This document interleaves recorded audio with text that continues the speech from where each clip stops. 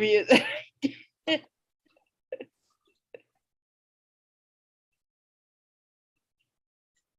Yes, we are live. Yay!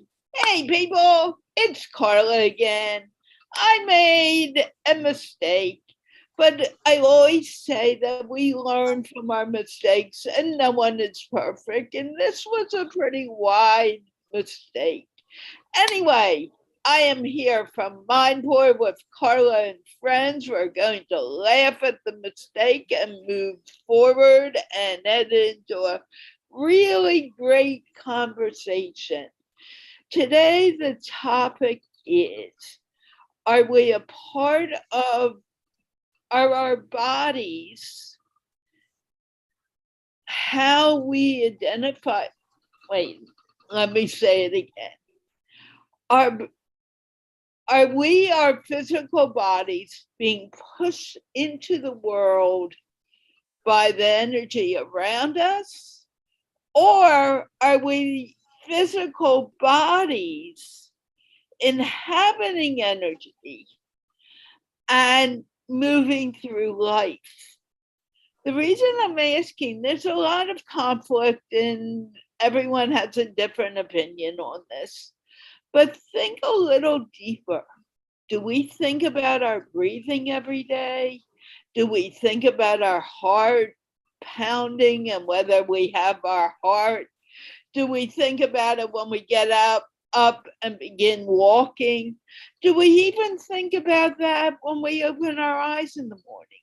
Somehow our eyes open. I remember being with my teacher, Sri Ravi Shankar, many years ago, and he told me, Carla, I want you to lay down and take a break right now. And I said, well, I could lose you. You'll get up and leave. And he said, don't worry, I'll wake you up when it's time to wake up. So I laid down. I didn't know what else to do. I laid down. And a little while later, I had this urge to get up. He looked straight at me and said, and nodded. Was that energy outside of me, or was it also energy inside of me? The guru, our teachers are within us, and we grow into alignment by what is said, what we feel within us. Having said that, this is the topic of today. It's a very exciting topic. It is out of the box, but MindPlore is never in the box anyway.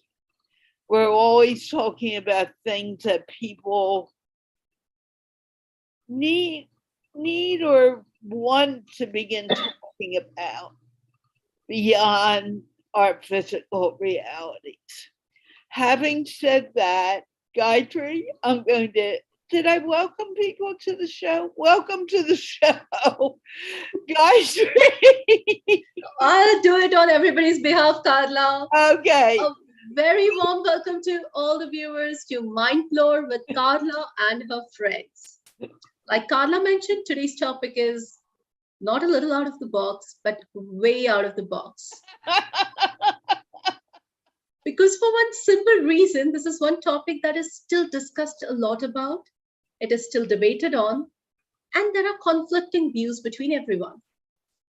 But today, I would like to first draw everybody's attention to the person who probably started this discussion and evolved his own opinions in the matter. I'm talking about Nikola Tesla. Tesla said, yes, Carla, you want to say something? Go on, I like that. So Nikola Tesla said, if you want to find secrets of universe, think in terms of energy, frequency, and vibration. Energy, frequency, and vibration. Around 1891, Tesla described universe as a kinetic system filled with energy, which could be harnessed at any location. Later on, around 1896, he met an Indian monk, Swami Vivekananda. After having several discussions with Swami Vivekananda regarding the philosophy of Vedanta from eastern part of the world, India, Swami Vivekananda wrote a letter to an English friend.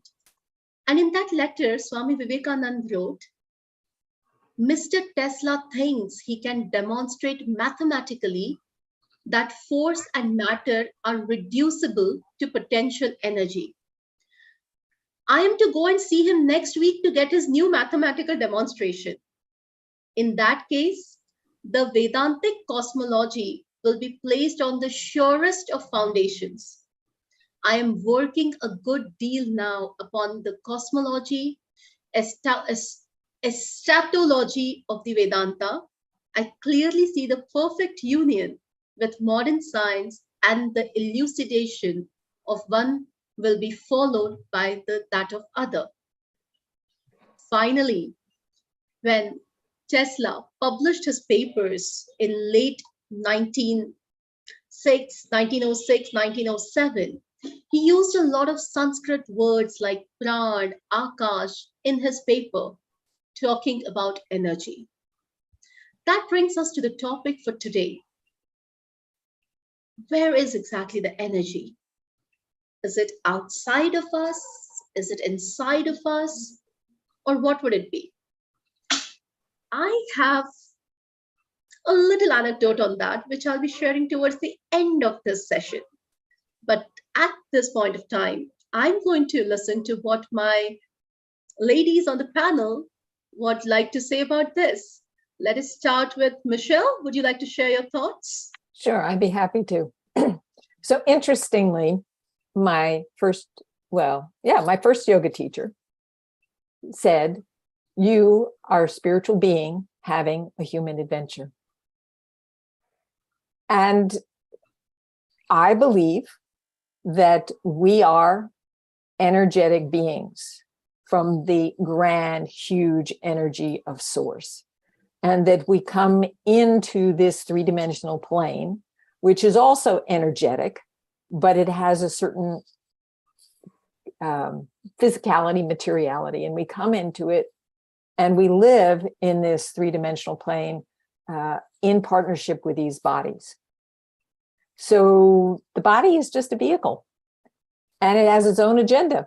And it's made up of 300 billion cells that all have their own idea about how things should go. And life is about learning to navigate this three-dimensional plane and remembering that you're a spiritual being and that this is an adventure. So in taking that perspective, I believe that the energy is who we are. And that energy comes and inhabits this body during the time that we are here. But there's also energy outside of us, all the other people who are part of that divine energy, and the whole universe, which is also part of that divine energy. And there's this interplay between material and energy.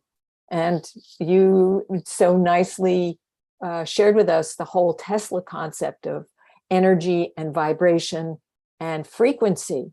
And that's the truth. When you look at it on a cellular level, it's all vibration. It's all vibrating atoms and molecules and the smaller quarks and whatever it is. They're all vibrating. It's all about vibration. And so both the material and the spiritual are of the same substance. It's just the vibration is a different level. Back to you. Yes, we all talk about the cellular memories and the exchange of DNAs and the memories of DNA and all those things. And somewhere I think, yes, maybe it is inside, maybe it is outside. So is it a chicken and egg situation? Shivali, your thoughts on this? So interesting. Michelle has said it something very beautifully. I mean, what's most to be said? Anyway, starting from where Carla was talking a little while earlier, if I just look at the present situation, each one of us, we are living in a very, very fast-paced world, a very fast-moving world. And, it's like as if things are just being hurtled towards us. Like, for example, now we have the 5G. then I think 6G, 7G, and we are getting caught up in this. And along with this, the material attractions of the world, they are kind of, occupying our mind so much that the sense of awareness as to who am I, what's my identity, is sometimes getting lost. That's why, at certain points of time in our lives, when we have challenges, maybe of health, maybe of relationships, could be a natural calamity, we that time become a little slow and we begin to question who we are. And this connects very beautifully that who am I? Am I this gross body, GROSS, the gross body, made of matter, earth, water, the five elements as we call them? Or there's something beyond this gross body of mine, this gross body, like I'm Shivali, this is my body, I'm a female, etc. Beyond this, there's something very subtle which is happening. And so when we are thinking of energy, we have to first understand this. That the subtle part is I have a mind. I'm in this body, but I have a mind. I have intelligence. I have the ego. So these are subtle things. So by mere speculation and arguments and opinions, we can never figure out. Yet discussions are needed because then only the layers of the onion, the peel, gets unpeeled and you go deeper and deeper. So when we are speaking of energy and frequency, it's both inside outside, as Michelle has rightly said. It's inside and out. There is, for us, as human beings, we make a distinction between external and internal. But from the higher dimension, it is all one. It's all one. But, because we don't have the ability or the necessary tools to understand it sometimes, there is confusion. And that is why very beautifully mentioned by Carla, the spiritual master is needed, which many of us deny. We become our own gurus. I am the controller, I am the actor. So this is what, and so when you have the right spiritual master in your life, you're handed certain tools, breath work, you call it, yoga, you call it, meditation, you call it. They are enabling you to connect with your inner self, your true identity. And ultimately, we are all balls of energy. I'm appearing like this, but if you look at my subtle form, it won't be like this. So science is itself making so many experiments now and showing it to us. So this is what I have to say.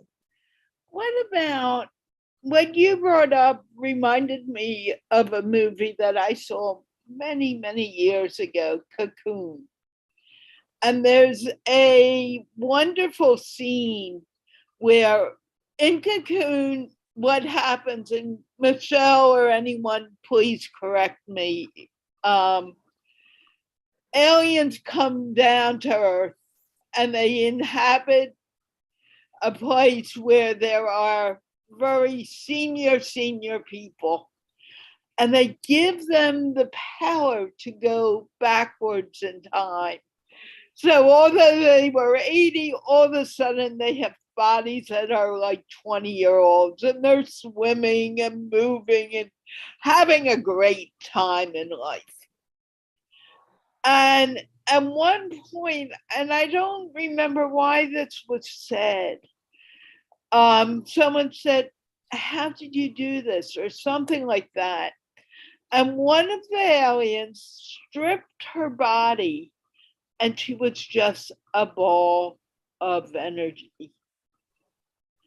And everyone kind of thought, yeah, that's what we really are. Now, I'm going to go back to something Shivali said about the guru. I really believe we need gurus. However, the guru is within us once that connection is made. And the guru isn't there to tell us, do this, do that. The guru is to help guide us to where we need to be.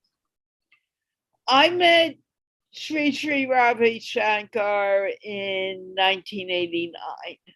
I had the opportunity to really be able to sit in his presence, talk to him, joke around with him, to be yelled at by him. And I was, believe it or not, I would say something and he wouldn't like it and he would just bat me with something.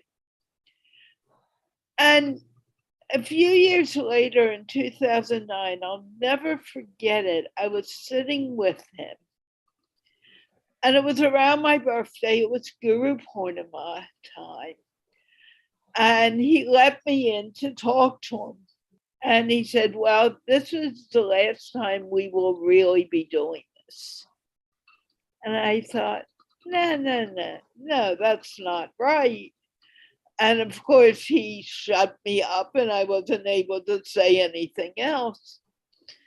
And recently I began to realize that the connection was so strong that he no longer needed to tell me, do this, do that. But I would just know, be in alignment. I'm not perfect in alignment. Believe me, I make a lot of mistakes. I did one starting the show today. But the guru that the guru is sending us to is realizing that we are a part of him. We're his hands and fingers. I remember Judson Chapnell, who brought me to him, saying, we're just his fingers and hands and we're doing the work. And if we stay in alignment with the work, it'll be fun. But if we go and say, no, I want to do this or I want to do that or it should be this way, we get kicked off. But the only way to stay in alignment is through meditation, through those tools that have been given to us. Gayathri, Shivali, I spoke for a long time. It's time for you guys to take over again. Shivali, would you like to add on to the analogy you were talking about, peeling the onions and the layers of the energies? It's about the experience, actually. These analogies are a means of understanding, that the journey cannot be external, the journey is internal. So, if you're speaking in terms of energy, and what Michelle had also earlier pointed out, that it's all about the vibrations, but you have to experience it. And for that, what is needed is a desire that I want to know this. If you don't have the desire to know it, it doesn't happen. And what happens that even in spite of the experience being happening around you, you don't realize it. So that realization comes with the awareness. What I said right in the beginning, you need to be aware. So the spiritual master is one very good means of doing it, of course.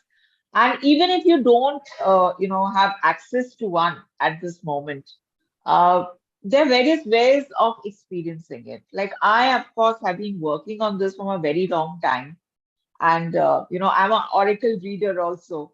So one thing connects you to another thing, and as said that you attract the right kind of energy also in your life, and it can come in terms of people around you. You're surrounding yourself with people with the right those vibrations. It's all about energy. That is why we say we vibe with we thrive or we vibe with our tribe. What is this concept again? It's all about that energy part, and people have used it in various ways, explored it in various ways. For example, the shamans, the shamanic, the rituals of connecting with nature. What is it? It's connecting with the energy of nature, drawing upon the energy of, say, the sun or the moon. Uh, Various things are being done, but the ultimate goal is the same, grounding yourself by walking on the grass on earth. What does this do? This again connects us with that energy, because ultimately we are all energy. We have been created by that great source. You may or may not believe in God, but then there is the divine source. And from there, it's coming out. So macrocosm and microcosm. So these words that we keep on hearing and reading about, they're all talking about this subtle energy. And this energy is very subtle. This energy is very, very subtle. And to experience it, you need to a little bit slow down. Fast moving world, as I said, you need to really slow down. And in recent times, especially in this 1 month, I've been working upon myself, that I really need to work on myself. That what is it that I'm attracting? I need to attract that what I'm supposed to in a very positive way. So that means if the energy or your aura is getting disturbed, that's why we think in terms of ether. We speak in terms of auras. What is this that we are talking about? Again, it's about vibrations, energies, the frequencies.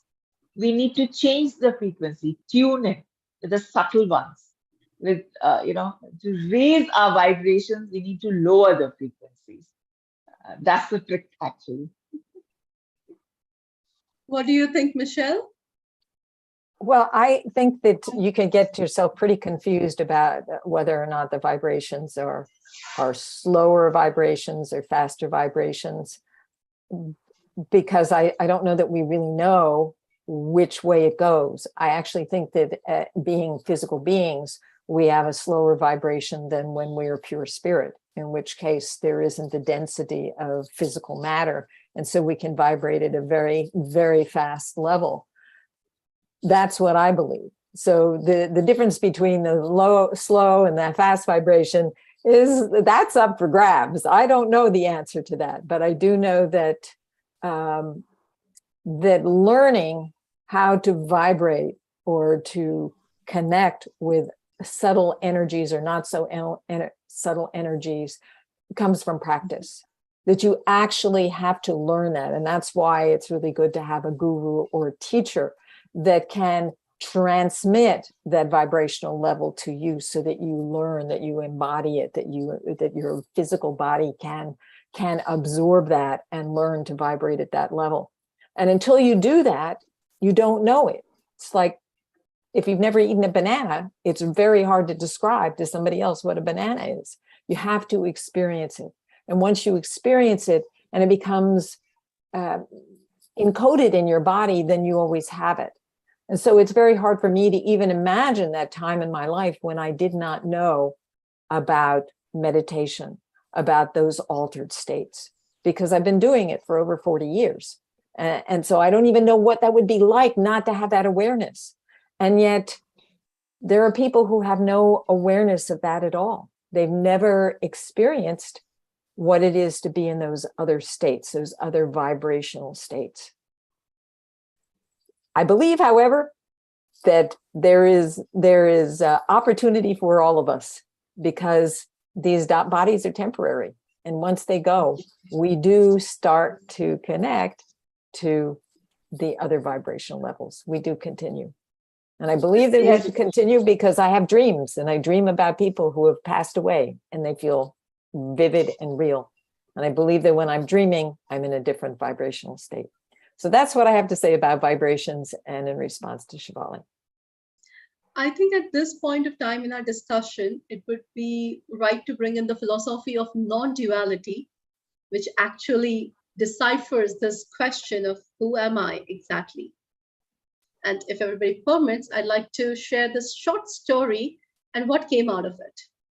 8-year-old boy from Kerala, that is the southernmost part of India, his name Shankara, started walking towards the north of India in search of a guru. He had heard about a guru and he wanted to find his guru. Finally, after walking for a very long time, after walking through jungles and everything, he finally came at a point where he found his guru. But the guru asked him, "What is your name? Or rather, who are you?" His guru Govinda Bhagavata Pada. And when Govinda Bhagavata Pada asked Adi Shankaracharya, who are you? He recited 6 verses to describe who he is. Rather, he utilized 5 of the verses telling him what he was not. And then he used 1 verse to tell him what he was. The verses go something like this. And maybe everybody can connect with these verses, because the entire 6 verses is basically a synecdoche. Figure of speech used is synecdoche as to what we human beings tend to identify ourselves as. So this is how it begins. Mano buddhya ahankara chitta ninaham na cha shrotra jivve na cha ghrana netre na cha vyoma bhumir na tejo na vayu chidananda rupah shivoham shivoham chidananda rupah shivoham shivoham. Literal translation goes that I'm neither mind nor intelligence nor ego. I'm not even the organs of hearing like ears, tongue, nose, eyes. I'm not even one of those 5 elements of the 5 elements of the universe like sky, earth, fire, or air. If not this, then who am I? I am ever pure blissful consciousness. I'm that pure blissful energy. I'm happiness indeed. He further states, Nacha prana sanjnyo na vai pancha vayu, na va sapta dhatu, na va pancha koshaha, na va pani padan na chopastha payu, chidananda rupa shivoham shivoham, chidananda rupa shivoham shivoham. What is this body all made of apart from the basics that we spoke about? Neither am I vital breath nor 5 vital airs. Neither am I 7 ingredients of body nor the 5 sheaths of the body. These are more of medical terms that he has used here. Neither am I organ of speech, nor hands, nor feet, nor excretion. If I'm none of these bodily parts, who am I? I'm ever pure blissful consciousness. I am that pure happiness and that energy. Further, he talks more about the emotions that human beings relate with, that I'm a happy person, I'm a sad person. People like to talk about it. I'm an enthusiastic person. And over here, he just talks very clearly. Na me dvesha ragau, na me lobha mohau, mado naiva me naiva matsalya bhava, na dharmo na chartho na kamo na moksha, chidananda rupah shivoham shivoham, chidananda rupah shivoham shivoham. Neither do I have hatred in my mind, nor attachment, neither greed nor infatuations. I don't have any pride or feeling of envy or jealousy. I have no bounds of righteousness, or I'm not even bound by wealth or desires, or even the desire for liberation. I have nothing. There is nothing. I'm empty inside. And why is that? Because I'm ever pure blissful consciousness. I'm ever pure blissful happiness. I'm that purest form of energy, like a clean slate that we all want in terms of karma. And while we talk about karma, he further clarifies on that. Na punyam, na papam, na saukhyam, na dukkham, na mantro, na tirtham, na veda, na yajnaha. Aham bhojanam naiva bhojyam na bhokta, chidananda rupah shivoham shivoham, chidananda rupah shivoham shivoham. While we are discussing about energy within us or outside us, over here he simply puts that I'm not bound by the merits or sins or by the worldly joys or sorrows. I'm completely away from them. I'm not even bound by sacred hymns or sacred places or sacred scriptures or even by sacrifices. And why is that? I am neither enjoyment or I'm not even an object that is enjoyed, or I'm not even the one who is enjoying the object. I'm not that thing called as enjoyment. I'm not the one enjoying the thing, and I'm not even an object of enjoyment. I'm beyond all of these things. So what am I? Beyond the materialistic world, beyond the matter of the body. I'm ever pure blissful consciousness. I'm ever pure blissful happiness. I'm that purest form of energy. And then he talks about the eternity of life, wherein he says, Na mrityu na shanka na me jati bheda, pita naiva me naiva mata na janma, na bandhur na mitram gurur naiva shishyam, chidananda rupah shivoham shivoham, chidananda rupah shivoham shivoham. Now, the whole irony of the situation is described in this particular verse because he has walked all the way through jungles and he has crossed all these mountains and rivers to find a guru. But when he actually meets the guru and guru asks him, who are you?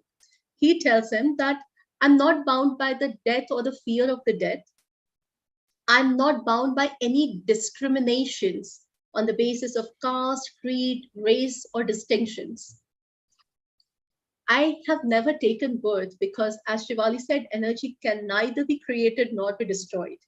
And since I'm that pure energy, I was never born. And because I was never born, I don't have a mother, I don't have a father. And if you're talking about relationships, I don't have any relations or I don't have any friends.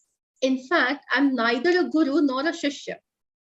I'm neither a guru nor a student, nor a follower, nor a disciple.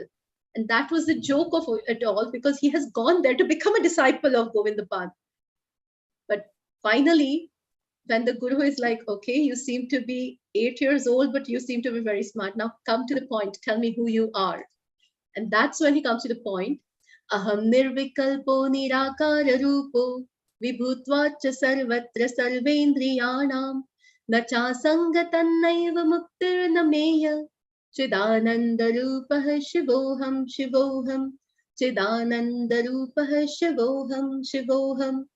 I'm without any variation, I'm without any form. I'm present everywhere as an underlying substrum of everything. That is, I am there in everything. Name the thing and I'm there. I may have said that I'm not any of the sensory organs, but I am someone that is behind all the sensory organs, within it. And then finally he says, I don't get attached to anything, but I don't get free from anything either. It's there, it's just there. The status of being, the status quo. Just being, that whole concept of just be, just breathe. Be the witness. Don't try to take the control of anything. And why is it possible for this 8-year-old child, and the kind of confidence he commands when he is telling all these things, is because he really believes that he is ever pure blissful consciousness. He is ever pure blissful happiness. He's that purest form of energy. So he says that the world is within me and I am within this world. So I found this verse as something that clearly tells what energy is. Like, we are, and it's outside as well. Actually, he was speaking of himself, of his soul identity. Louder, As Shivali. a living entity. Shivali, we can barely hear you. You need to get closer to your mic. Now can you hear me?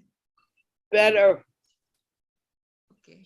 Now you can hear me. A Yes, little Gayathri. louder. What happened? Am I audible now? Yeah. Okay. Yes, Gayathri, actually what he was talking about is his identity as a soul. And that is what I was trying to say in the beginning, that most of us get, lost in the other identities of us. So the soul lies beyond it, and soul is pure consciousness and pure energy. And then, of course, he goes on to say something else, which is not a part of our discussion, that what is the purpose of being the soul? What is the purpose of our life? So that's another issue to be dealt with. Yes, correct. Well, and I think that that's a really important point, is what is the purpose? I mean, if we are pure consciousness, why have we bothered to become incarnated into this physical form? What's the meaning of life? Why bother? Why not just hang out in the ether? Why not just be pure spiritual consciousness?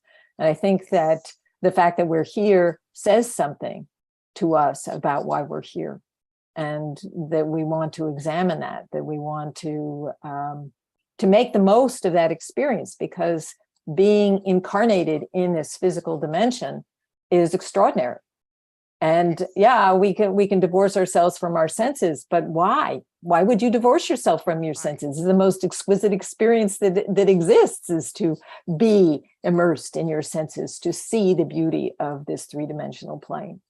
And so it's, yes, we are both a spiritual being and having a human adventure, and to embrace that, and to suck every juicy molecule out of that experience before we leave, because it is extraordinary. So it's understanding that we are both spiritual beings, and that there is this three-dimensional plane that is denser and is part of the energetic field. But we also kind of get caught up in a dream world about what it is. But when we can blend the two of spiritual consciousness and that exquisite experience of life, then we have something special. Yes, Michelle, because the soul can experience itself only through the physical body. That is why this physical body has been given. You experience it through this physical body. So those who are in denial of the physical body, I know arguments with them. The soul experiences itself through this physical dimension, and then discovers the purpose of its life also. Because this body, as you rightly said, is temporary, and then we pass on, or whatever, if you believe in that. And that consciousness is moving on, right? That soul is moving on. So in that case, then what is the purpose of a life? We've been given this human life. I don't know what my next birth is going to be. So what is the purpose? So all these scriptures and all these shloks and all that we are hearing ultimately take us to that thing, that if I am this consciousness, if I am this pure consciousness, then why am I existing in this present body? And that's what, as you rightly pointed out, that yes, we experience it, this is important, and we have a purpose of life. Otherwise, we could be just a tree somewhere or an animal somewhere. Why have we, evolved? There is a purpose behind it. So yes, I completely agree with this. So we have a purpose to fulfill. The soul has its purpose. And I will say that what is already there in our scriptures, we are here to serve God. We are here. And all the shloks that we heard just now, ultimately, that I'm this pure consciousness, but I have to connect with my main consciousness. And that is the divine source. Therein lies my existence. And I am supposed to be in the service of the Lord. Unfortunately, at least I can talk about myself, I forget this. I say that I'm the controller, I'm the bhokta, as we say, I'm the enjoyer. Actually, I'm just the witness. So that again brings to that other thing, that I'm the witness. Is this experience happening with me, or I'm just witnessing? So there again, that energy part. Yes. Yes, So in the process of meditation. Yes, in the process of meditation as well, there are several types of meditation. There is one particular type of meditation wherein we ask the person to channelize the energy that is within them. And then there is another style of meditation wherein we ask them to open their palms and receive the energy that is around them. There is something within, there is something outside, and there is always that give and take between the energy within us and energy in the universe as well. Yes, Gayathri, the energy is always available. I'll give you It's one always example. there. Money. Yes, money. For example, money. We associate money with coins or currency, but money is also an energy. That is, some people can just simply stretch out their hand and draw in that money energy. And they have it. They have the abundance. It's coming from this mind again. So mind can play a lot of games with us. That is why I strongly believe in the power of this mind, that we create our own realities. So this is one example, a subtle example I'm giving of money. Why is that some people are always feeling abundant while others don't feel it? Because they have to tap into that energy. And it's very easy. It's very free flowing. it has to be very smooth and very, subtly done also. This is the way I look at it. And yes, about that channeling, that energy and all that we do through our meditations or whatever. Like I being an oracle reader and a holistic healer. So when people say that, what exactly did you do?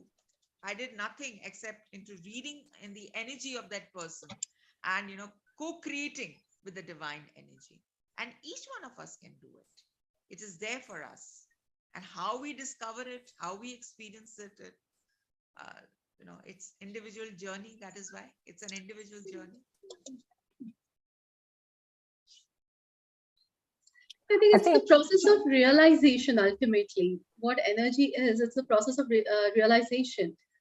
Like when we are sitting for meditation and we talk about channelizing the energy, sometimes we experience the blockages. Now, it's very difficult to explain the blockages, but there's something like put a stone in river and see how the river flows from around the stone.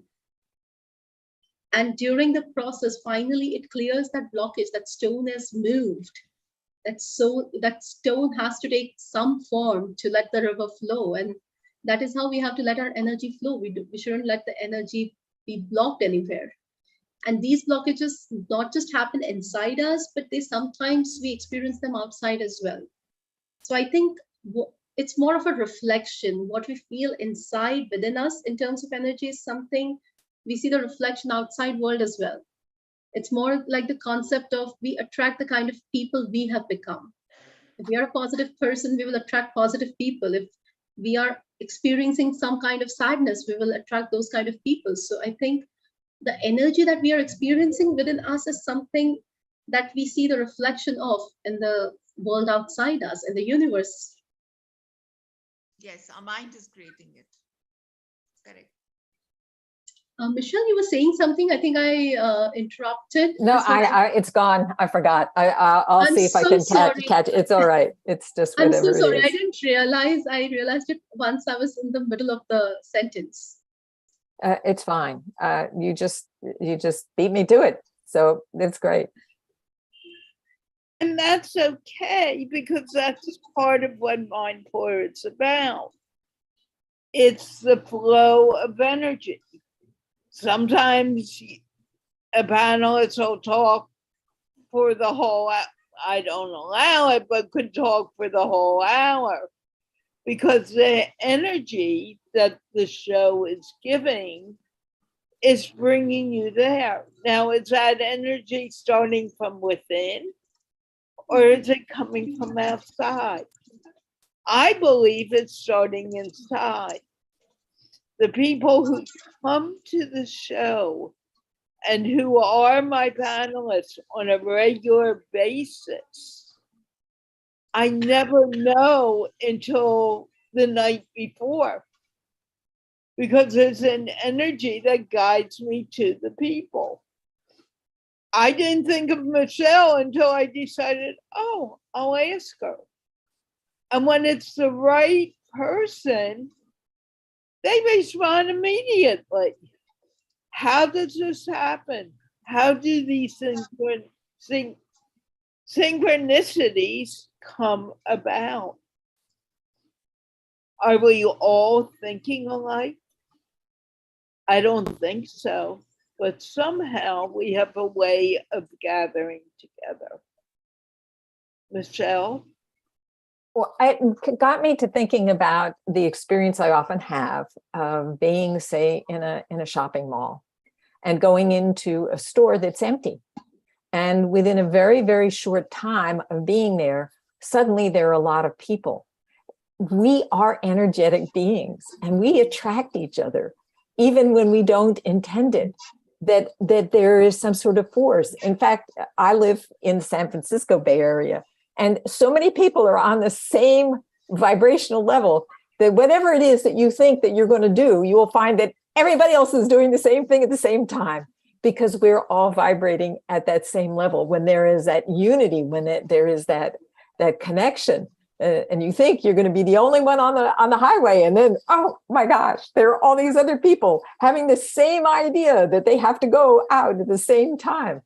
And I kind of love it. I love that aspect of life, about living in these bodies and simultaneously being both a spiritual being and having this just awesome, amazing human adventure.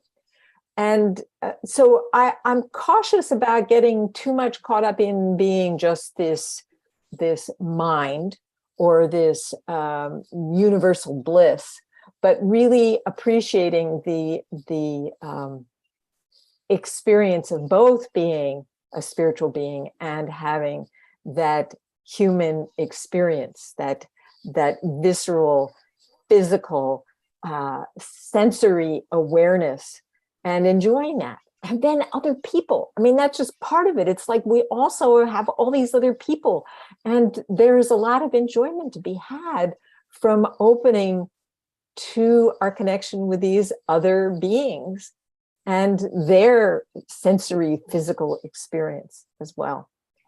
Very interesting that you said that, because someone watching the show, and I hope he's still here, he just sent it about a moment ago, asked, when you do a sin, whether it is directed from the heart or from the brain. You need to define sin. We're not going to get deep into that. But the reason I brought this up is when you do something that you know may not be right, you're not allowing, in my mind, and I could be wrong, and ladies, correct me, it's not necessarily coming from the heart. It's coming from the head, and you're thinking, I want attention, or I want this right now. And you're not allowing yourself to grow into that experience. Like, I've been struggling for money for years now. Somehow I'm getting through. Is it exactly what I want? No, but it's getting me through. And it's that sense of satisfaction that keeps me from doing something sinful, like going and robbing a bank or taking some money from a friend. I'm not going to do that because I know that that's not my path. So when you're talking about sin and whether you're doing it from the heart or the head, if you're from the head and you feel conflict in the heart, my advice is wait on it and see what happens. Gayathri? You're not ready for that one. Who wants to respond to that one? Well, my spiritual teacher said about sin that there really is no sin. There is a matter of being wakeful or asleep. And that it's when we are asleep and we are disconnected from our source that we do things and take actions that maybe later we regret. But that there is no such thing as sin, like in the Catholic sense of sinning, but rather being asleep, not being awake, not being aware. And so I prefer to take that attitude rather than have that moralistic viewpoint about, oh, I did this wrong or I was bad. I think those are categories that are maybe not entirely useful. And I agree with you, because if we don't make mistakes, we're not going to grow. You know, we need to be ourselves. I'm not saying to this guy that, wait months to get what you want, but I'm saying be at peace with yourself and what's happening and move forward. Shivali, I know you want to talk. I'm just listening. Right now, as an energy healer, the energy right now, even though we are on Zoom, we are well connected. And I'm telling you, this energy is like, I don't know how Michelle will put it across. It's very dense at this moment. And I agree that we don't categorize things like, again, because the soul is beyond this. As a living entity, we are beyond right and wrong because we are pure consciousness. So that sense of guilt from doing that which is right, wrong, again, who decides what is right and what is wrong? Each society, each setup has its own way of looking at things. What is right in US may not be right in India.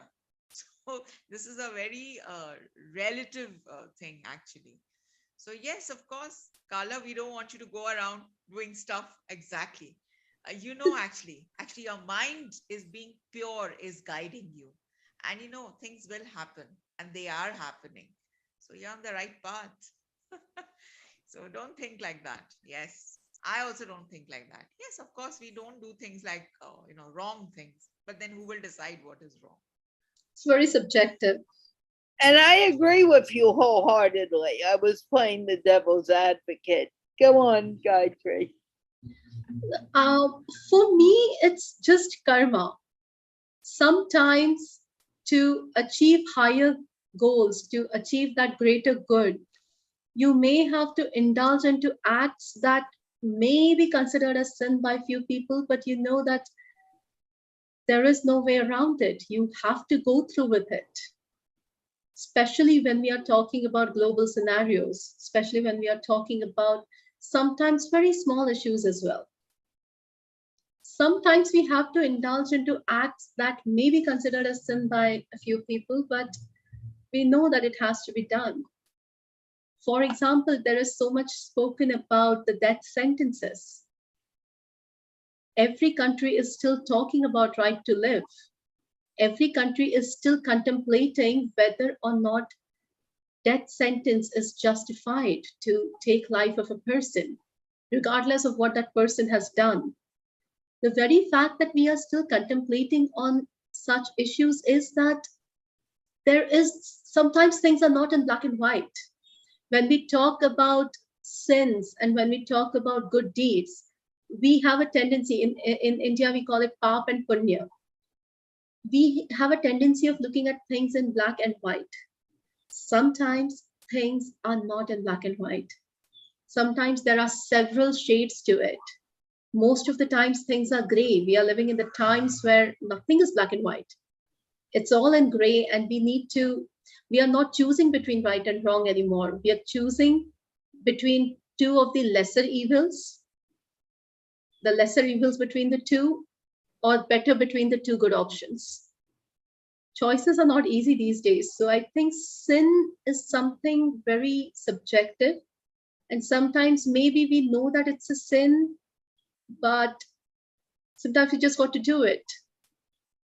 If we are lying, which is considered as a sin, but if we are lying to protect some innocent soul, I wouldn't consider it as a sin, but well, in some book, it may be considered a sin. So I think it's a very subjective concept. And sometimes as a human being, we have to make a decision for ourselves if committing this particular sin is worth the karmic retribution, if it's worth the karma we are indulging in it. And if the answer is, yeah, it's worth it, then it's okay to each his or her own. Yes, Gayathri, God has given us that free will, actually. God has given us that free will. Definitely. You take responsibility for your own actions. That is why I think in today's world, taking responsibility both for myself and for the world around me has become the point of discussion. And it's making us think that are we behaving in a responsible way, both for myself and for the society around me, for people around me. So these things are making us think, and people are thinking it's not that. I agree with you.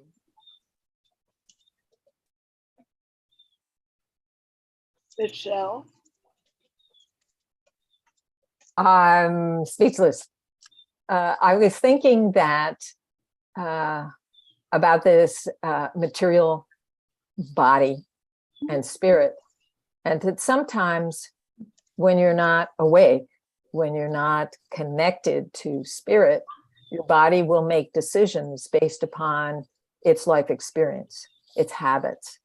and that there are all these processes and mechanisms that fall into place when you're not paying attention. And so the biggest sin is to lose connection to your awareness. And yet, in some ways, it's impossible to stay aware all the time. And so when we're aware, we can make better choices. But when we're not aware, sometimes the body just reacts the way it does. You get angry at somebody, or somebody irritates you and you respond or you lash out. And that's just the body mechanism. It's just a habit. And you can apologize because you hurt somebody's feelings. And you may say that's a sin, or you may say that's the wrong thing. But I think it's what my teacher used to say, it's when we fall asleep.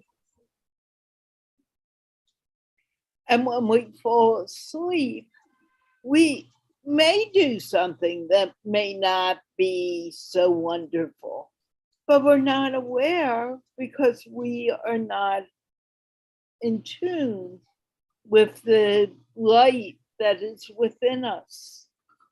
Gayathri, you look like you want to say something. I think more or less, I think we are all in agreement of that this particular topic is open for discussion. We are still finding a concrete answer to the question, and nothing like food for thought and leaving the question open-ended. Yes, and this is important. This journey that we are making together. It's important. Actually, this is important. It's not about reaching your destination. And we don't always know our destiny at every moment because we're so stuck in, I want this to happen. But it may be turning to the left that will bring us to what is happening. And we just won't turn around. We won't make that change because we think turning to the right is the only answer.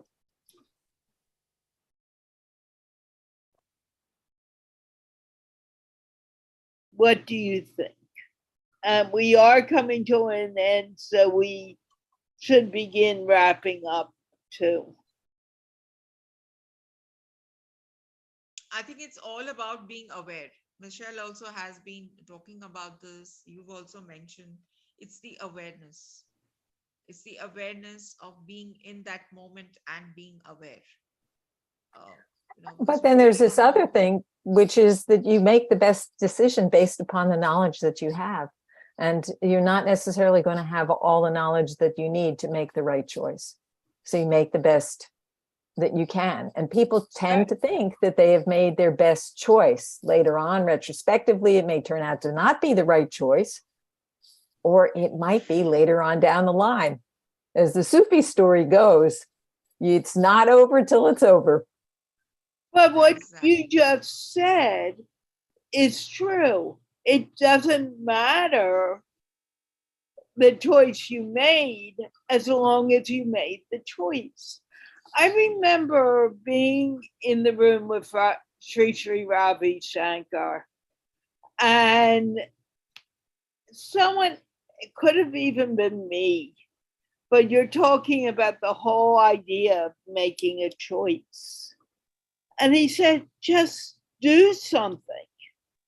It may be good, it may be horrible, or it may be just so-so. It doesn't matter. But don't block your life because you're afraid to make a change. Gayathri, unmute. What do you want to say? I think I'm in agreement with all of the things that are being spoken. I'm extremely open-minded, and I'm really looking forward to continuing the conversation. And it's time to end the conversation. I'd like to go around and hear the most important point that everyone has taken from today's conversation? We'll start with Michelle. Well, Gayatri, I loved your singing and the poetry, and that was quite a special treat. So I thank you for sharing that here. And just that moment of thinking about this young man, this young boy who goes off and looks for the guru.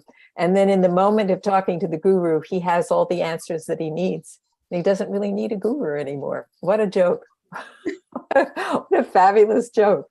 And what a lesson. It's like it is in the journey that we discover our answers. Right. And that's how he discovered his. Thank you. Yeah, I loved it too. Shivali? Yes, Gayatri, thank you. For me also, very mesmerizing, obviously. Beautiful voice, blessed soul. And yes, I think what I'm taking from today's, this interaction that we have had is that, activating my soul consciousness. Sometimes we get lost in the externals. So being aware and to know, there are many who don't even know what is energy. There could be someone who doesn't know, what are you talking about this energy? I am so and so. What are you talking? So at least I should be grateful. Many of us should be grateful that at least that we are aware. So I need to activate this to be more consciously aware. To be more consciously aware of it so that I can fulfill my mission also. And it should be in tandem, or it should be, what should I say? It should be what the divine wants from me. So thank you so much, Carla, Michelle, and Gayatri. Gayatri? Well, I think the only reason why I felt like chanting that particular verses is like, as Shivali pointed out, that at one point the verses were deviating from the main topic that we were discussing. But what I felt is that somewhere deep down, it all comes to the same thing, because the purpose of our life depends solely on the kind of energy and vibrations we are feeling, which is why those particular six verses, they felt like the perfect combo. And sometimes they say that children know the purest forms of emotions, and those were the verses written by an 8-year-old. And so it just felt like the right thing, that maybe we all need to go back to our 8-year-old self and see the world from that point of view, experience the energies in their purest form. And that's so true. We forget that when we come into this body, we know all this, but we get stuck in our bodies and what everyone tells us to do. And yet we have the answers within already. And if we only listen to those answers, to what our bodies are telling us and what we know inside, we can move much faster. Having said that, we have come to an end of MindPlore for today. I really want to thank Michelle and Shivali and Gayatri for a wonderful, wonderful discussion. We will be discussing this on Thursday, and Cameron Risby should be here. And I'm hoping for one other very special guest. And with that, I just want to remind everyone, if you like the content that we share on MindPlore, please, you can go and see the content for at least the last 2 years on gigglefestuniversity.com on YouTube. Visit our YouTube channel and see everything that has been produced. With that, we are going to wave goodbye. Gayatri, I know you need to go. Bye, everyone. See you on Thursday.